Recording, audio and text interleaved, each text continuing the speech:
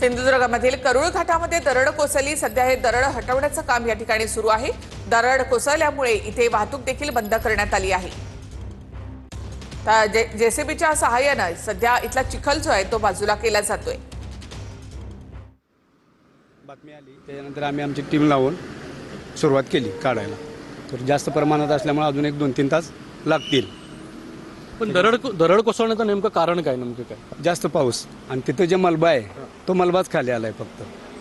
पण ते चुकीच्या पद्धतीने कठीण केलं असं वाटत नाही तुम्हाला? नाही कारण काय सांगतो तिथं त्यावेळी की नाही हाईट बघा ना सर, तिथली हाईट जास्त असल्यामुळे मशीन पण वर घालू शकत नाही आपण।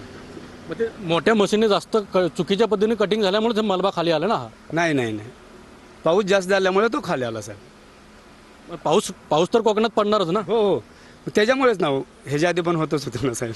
नाही, पण ते चुकीच्या पद्धतीने कटिंग झालेलं दिसतंय ना, तुम्ही बघितलं तर लक्षात येईल ना तुमच्या? नाही बघा की ते कटिंग बघा ना कसं आहे, तुम्हीच बघा तिकडे जरा घ्या साहेब, ते कटिंग पण बघा ना। किती वेळापासून वाहतूक बंद आहे इथून साधारणतः?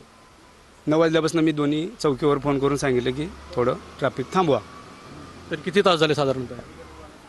साहेब जवळजवळ 9, 3, 2, 5, 5-5.5 तास झालं साहेब। बघा, ह्या करूळ घाटामध्ये मलबा पडल्यानंतर जवळपास 5-5.5 तासापासून वाहतूक पूर्णपणे ठप्प झालेली आहे। पण मात्र हे जे पूर्णपणे जो आहे तो पाहिल्यानंतर लक्षात येईल, पण हायवे प्राधिकरणाच्या चुकीच्या पद्धतीने कटिंग झाल्यामुळे हे मलबा पूर्णपणे खाली आलेला आहे। पण मात्र हायवे प्राधिकरण मात्र कोणतीही जबाबदारी घ्यायला तयार नाही, कारण पाऊस जास्त पडल्यामुळं हा मलबा खाली आल्याचं सांगितलं जात आहे।